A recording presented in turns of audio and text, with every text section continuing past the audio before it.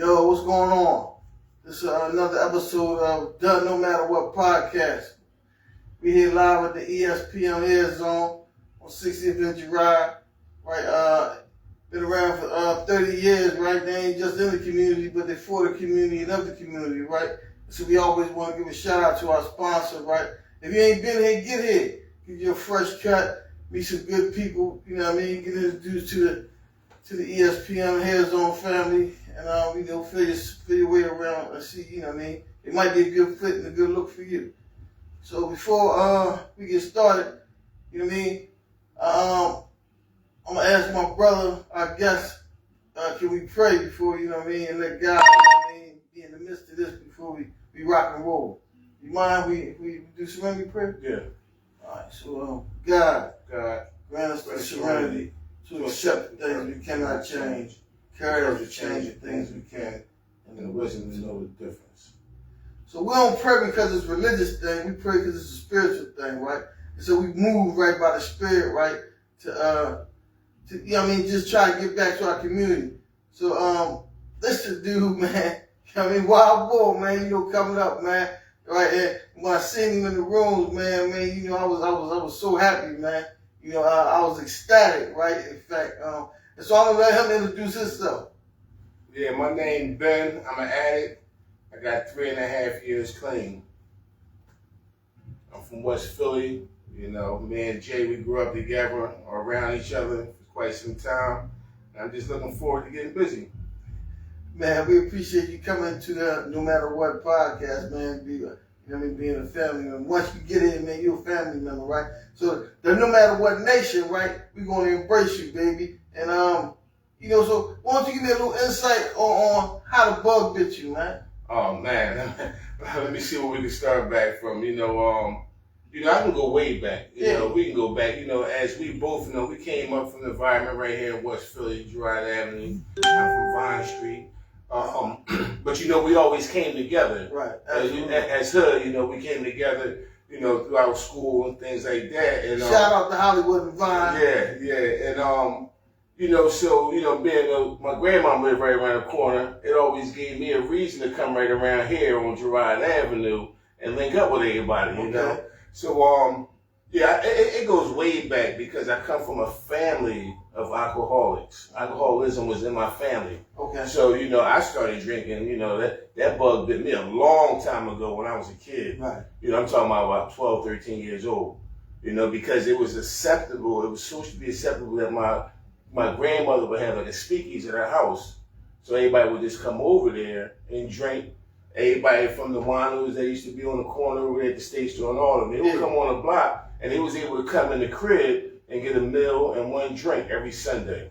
You know what? And listen, you don't really know you know what kind of similarities you and another person got until you sit down and talk, right? Exactly. Because I came from the similar background. My grandmother, you know what I mean, had a speakeasy, right. Always cooking, right? She always drove a Cadillac. And I would take them little nips. Yeah. Like she started me off with Rolling Rock. Right. And she used to drink Boilermakers. Right? Yeah. And so when I got like a teenager, I would fill them nips up with liquor. Oh, yeah. And sneak them back. Exactly. You know, because I was a Girard cow. So I would take them back when my mom took me to school on Sunday. Right. I would take it back to school on Sunday. Right. Exactly. And so I'm drinking all week. Mm-hmm. Right. Yeah. Not knowing what it was leading up to. Exactly.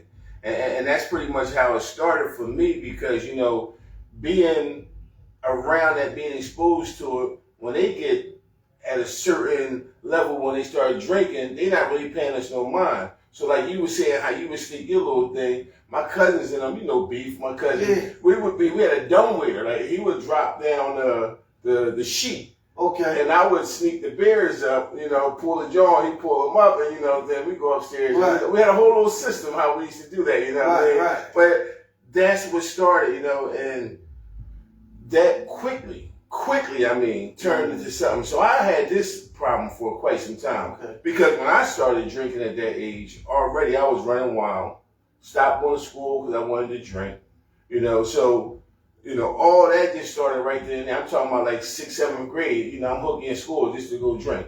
And you know, I'm a little older than you, so I remember seeing you running around. You always had an attitude. You was always angry. You always You know, always, you always wanted to beef with somebody. Yeah, I was a different type of kid, you know, because what it was I used to see you guys, the older guys around the neighborhood, and I emulated what I seen y'all doing. I wanted to be a part of that, you know what I mean? I wanted to be the rough, tough one. Like, ain't nobody gonna bother me because I'm the youngest. I got 2 older brothers, you know what I mean? Right. So I got to stand up for the family, you know what I mean? So, and a line of that was, by having that heart and not fearing nothing, it made me jump into other things. Yeah. You know, when I started seeing people doing all type of things around the corner when I wasn't supposed to be there, I wanted to do the same thing too. Yeah. I understand how that works, man, because, you know, once you get off the porch, man, ain't no going back. No. Once you see, ain't no one seeing, right? Exactly. So everything look good, you know what I mean? Exactly. Especially at that age, man.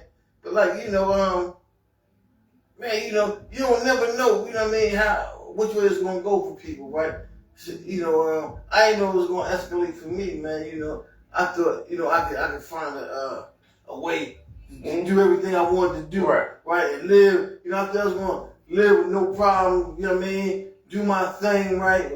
And wasn't going, you know, it wasn't going to escalate. I figured the more money I made, the better it would be. Right. But I found out the more money I made, the worse it got. Exactly. And I can relate to that, you know, because when I started coming off the porch, I started going out on the block, and, you know, we started hustling at a young age, you know. So, like, you know, all the dreams of going to school, that wasn't dreams no more. Right? I wanted to dream of being a hustler. You know what I mean? The only thing married to me was getting money, you know. That was my whole thing. Now, where the twist come in at, you know, when they start putting drugs out, you know, we start selling crack and stuff on the corner. It wasn't long after that I was experimenting with that. I'm talking about at 15 years old, 14 years old. Wow. Because I wanted to know what's going on. So it was kind of accepted, not accepted, but like what happened was we was running off in the cut, smoking our woods and whatnot. You know what I mean? And nobody kind of knew what was going on, but we was out of character. So listen, when you gotta hide it, you know it ain't right. Exactly. And the thing about it was, when we was going in them little back spots, I seen a lot of other people that was hiding it too. Okay. You know, so now I'm like, oh, well, if they doing it, it's cool. You know, and if they doing it, it's cool. But you know, I'm gonna try to just play that role like don't nobody know what I'm doing. You know. But see, the one thing about that is I don't see what's going on, but everybody else around me see. Everybody see. Because these are the people I grew up with. They see me all the time. You know, they know something different. They see the change. Right? They see the change. But you know what's crazy, right? All my homies like seeing the change. They go, man, when you gonna get yourself back together, man? What you gonna do, man? Right. And I ain't thinking I was that bad, cause you know, fresh haircut, always had money, you know. My mama used to always say, boy, you look like $1 million for how you feel. Exactly. So for me, it was the bankruptcy, man, the spiritual bankruptcy, man.